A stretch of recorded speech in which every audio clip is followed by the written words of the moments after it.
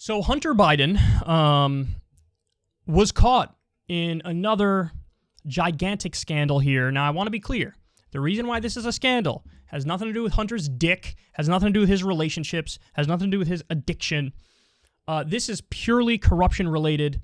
It's purely financial, and you'll see how bad it is. So Business Insider says, exclusive, new emails reveal Hunter Biden asked for $2 million plus success fees to help unfreeze Libyan assets. Wow. All right, let me give you some specifics here.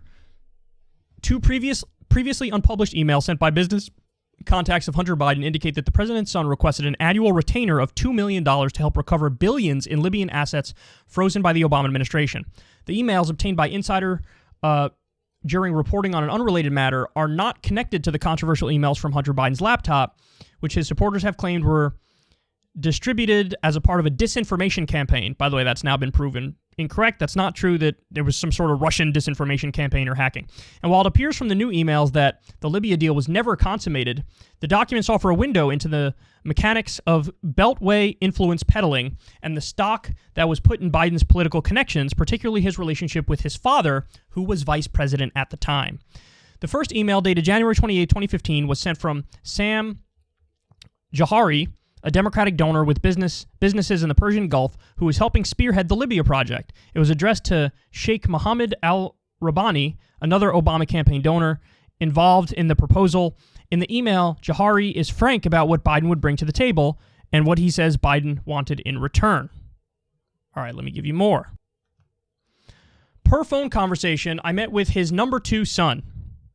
He wanted 2 per year retainer plus success fees. He wanted to hire his own people. It can be close circle of people for confidentiality. His dad is deciding to run or not. His positives are he is chairman of UN World Food Program, son of number 2 who has a Libya file, access to state treasury business partners, Secretary of State John Forbes Kerry, his son, and since he travels with dad, he is connected everywhere in Europe and Asia, where Muammar Gaddafi and Libyan Investment Authority had money frozen. He said he has access to highest level in PRC, China. He can help there. His negatives are that he is alcoholic, drug addict, kicked out of U.S. Army for cocaine, chasing low-class hookers, constantly needs money, liquidity problems, and many more headaches. We should meet in G-Strad or London to decide next steps. So, this is the way the sausage is really made. This is what actually goes on in Washington, D.C. This is laid out in such a clear way. You have these big money donors who have a financial reason to want to unfreeze Libyan assets. Now, of course, the reason why they were frozen is because of the political turmoil there and the eventually the revolution, and it was chaos, and you had splinter groups on the ground and extremists who were taking over, and so I guess the government froze Libyan assets. This guy has a financial interest in wanting to unfreeze them. Hunter talks to him and says, if you pay me $2 million and then more success fees, so in other words, if I can actually get them unfrozen, then you pay me more. Hunter tells this guy that, and this guy's like, should we do it? He's got all these other issues, but, maybe this is the best path forward. What should we do? And it's basically an attempt at an illegal deal, and it is beyond influence peddling. This is like straight up, this might actually be flat out bribery. This might actually be like quid pro quo, pay to play, caught dead to rights in the email. You give me this, I'll give you this. To the point where it might even be illegal, because we have very lax campaign finance laws and things of that nature in this country, and things that are obvious corruption. Usually people don't even go down for corruption. This appears to even cross the few lines that we have. Hey, give me $2 million and I'll unfreeze the Libyan assets. How? My dad's the vice president. I have a great relationship with him. I'm going to work on that. So give me $2 million for sure, and then success fees on top of it, where I'll probably be able to do it, and then you pay me more when I can actually do it. It is the way it really works. Now, thankfully, like they said, the deal wasn't consummated. But just the fact that Hunter Biden was engaged in these conversations, that might break laws in and of itself.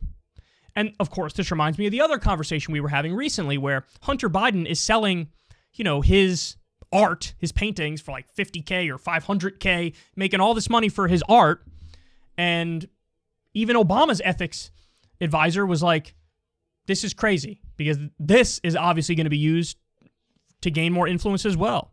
Some donor can give Hunter $500K and secret conversation with Hunter, be like, hey, what I need from the president is X, Y, and Z. And then Hunter goes and talks to his dad and maybe makes things happen, maybe doesn't. But just the fact that he's using his connection and his influence like this is, at the very least, incredibly problematic. In reality, probably completely illegal. And needless to say, if this was a story, if the specifics were exactly the same, but it was Trump and Ivanka or Trump and Don Jr., the media would be having a field day with this, but the media's not even really talking about it much now, are they? And it's a shame it took this long to come out. This was happening under the Obama administration that we got this. Again, this is Business Insider, a very legit outlet, not right-wing hacks or anything like that. Totally unacceptable. Now, by the way, I'm not making the Trump point to try to say they didn't do stuff like this. In fact, they did. For example, the Saudi government was giving hundreds of thousands of dollars to Trump through his hotel in D.C., and then Trump turned around and did a multi-billion-dollar weapons deal with Saudi Arabia, so there was a little bit of I scratch your back, you scratch mine, and corrupt deals there as well. I'm not trying to say the Bidens are guilty and the Trumps are not, but my point is, they're all doing it.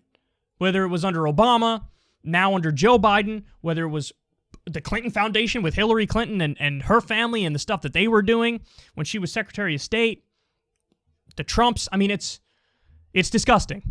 And this is why I said I did, that whole series of Kyle's unpopular takes.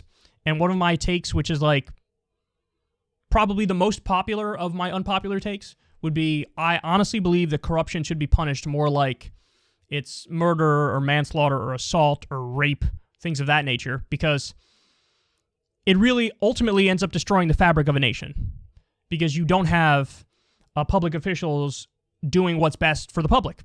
They end up acting in a completely selfish way, completely greedy way, corrupt way, which ends up serving corporations and billionaires and their donors and doesn't serve the people at all. That's exactly what we're seeing here. This is astounding corruption, and this should be huge news, and it's barely being talked about anywhere. So again, final point. Let me just make a distinction real quick. Hunter's got a fucked up private life and personal life. I don't want to hear about who he's sleeping with, who he's not sleeping with. I don't want to hear about his addiction. Only in the context of talking about Joe Biden's hypocrisy on the drug war do I want to hear that. So that's the real scandal there, is the hypocrisy that Biden wants endless rehabilitation for his son, but wants to throw black and brown kids in jail, poor white kids in jail. That's okay to talk about that. But outside of that, I don't want to hear about his personal problems or anything like that. And this was the problem with the right-wingers when they leaked this stuff originally, is they clouded everybody's judgment and accidentally deflected the whole conversation because they put corruption stuff with salacious pictures of him with his shirt off and shit. Don't do that. Just do the corruption stuff. And now we have another example here. Don't attack him personally. Attack the corruption, because that's what really matters. And this is serious. This is serious as it gets. So there should really be an investigation into this. And honestly, I think Hunter should be in jail after seeing all the different corruption scandals. Yes, he was taking hundreds of thousands of dollars from a Ukrainian energy company when he knows nothing about Ukrainian energy. And, the idea was those people were buying access to Joe Biden at the time, who was the vice president. It's laid out in the emails clear as day. Absolute scandal. This is the way Washington really works. This is the way the sausage is really made. And nobody should get used to it or accept it. It's criminal.